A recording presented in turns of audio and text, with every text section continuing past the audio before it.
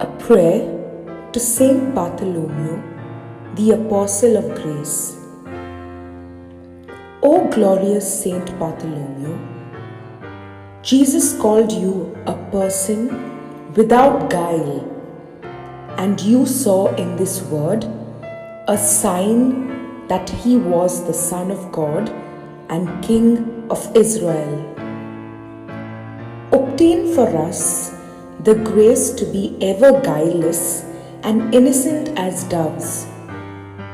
At the same time, help us to have your gift of faith, to see the divine hand in the events of daily life.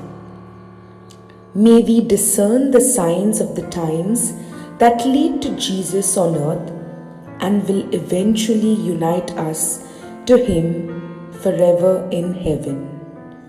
Amen.